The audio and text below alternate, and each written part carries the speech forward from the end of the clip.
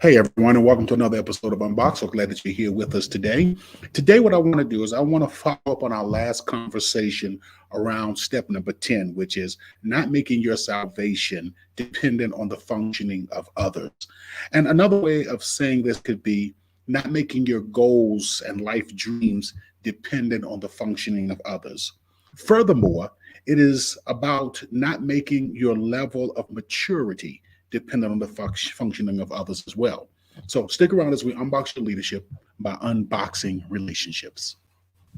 I'm Dr. Robert Davis, family life educator and relationship coach, and welcome to Unboxed, a frank and straightforward conversation about relationships. We're going to talk about family, church, workplace, and all other types of relationships.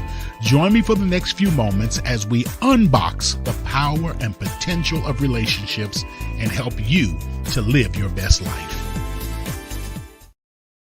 All right. Welcome. Do me a favor before we get into this subject deep. Please make sure that you like, subscribe, and share. That's right, like, subscribe, and share. And if you're listening to this via podcast, you can check us out at www.swg-unboxed.org. That's swg-unboxed.org. All right. Today, I want to explore the 10th sign a little further. Now, the original way that we wrote it just says, not making your salvation dependent on the functioning of others.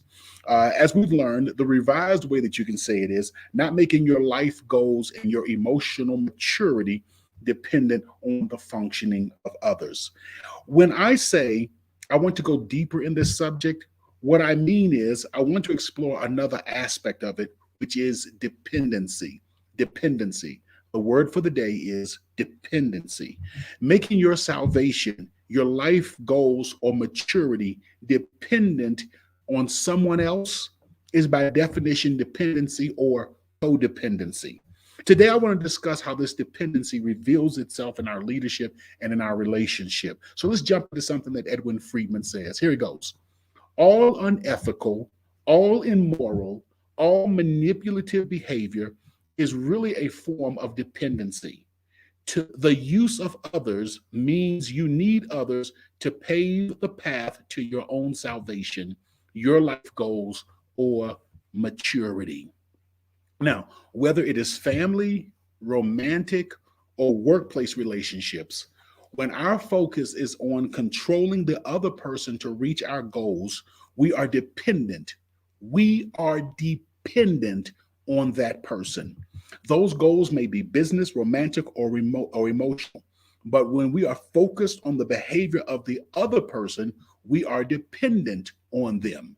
The more focused or dependent we are on the other person in the relationship, the more likely we are to use tactics that offer the greatest emotional relief and bring about the quickest results.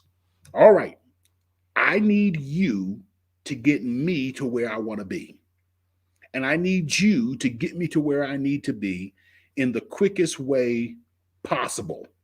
And so then, having that philosophy ultimately brings about some bad behaviors on our part. The greatest emotional relief and quickest results are often most effectively reached through unethical, immoral, manipulative behaviors. Did you hear that?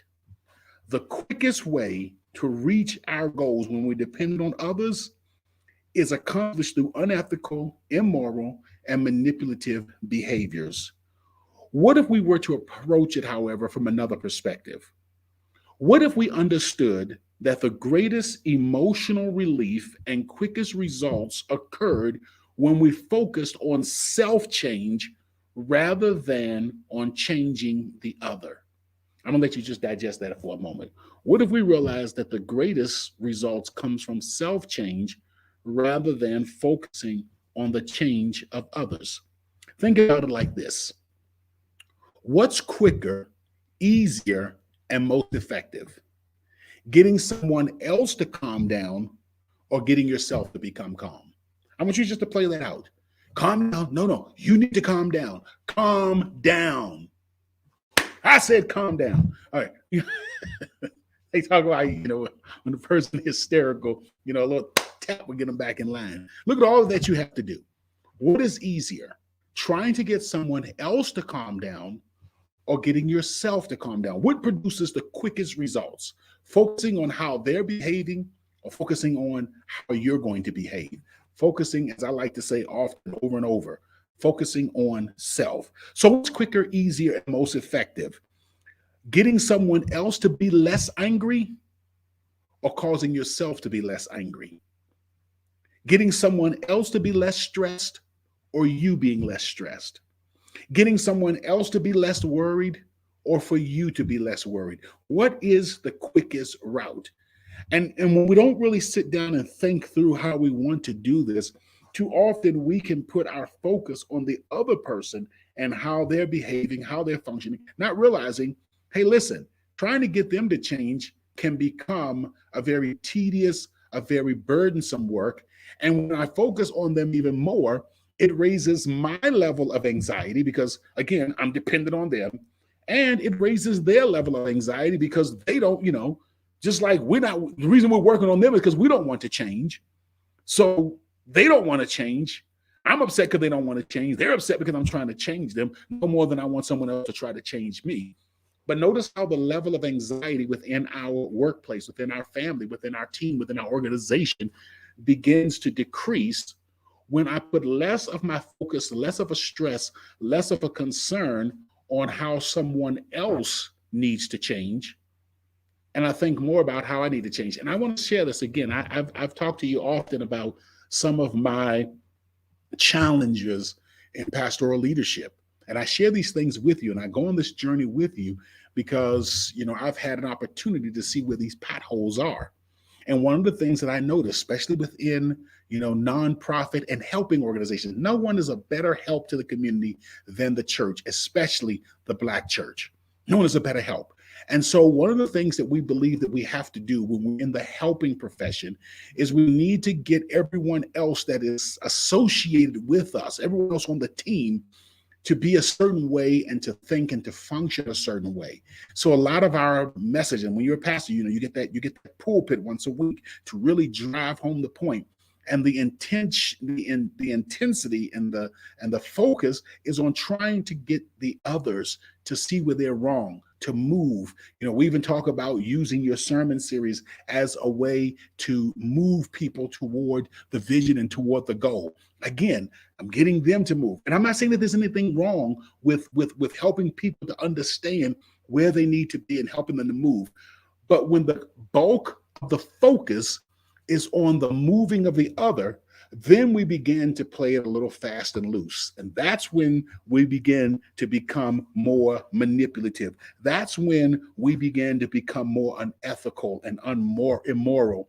That's when our behavior becomes a little more authoritarian rather than kind and gentle. The best use of your emotional energy is getting yourself together. Put another way, why depend on others when you can depend on yourself? That, my friends, is how we unbox our leadership by unboxing relationships. I'll see you next time. Seasoned with Grace, Unboxed also provides healthy relationship training and leadership development for businesses, churches, and community organizations. For a free consultation to discuss your team's needs, please contact us at our website at swg-unboxed.org. That's swg-unboxed.org.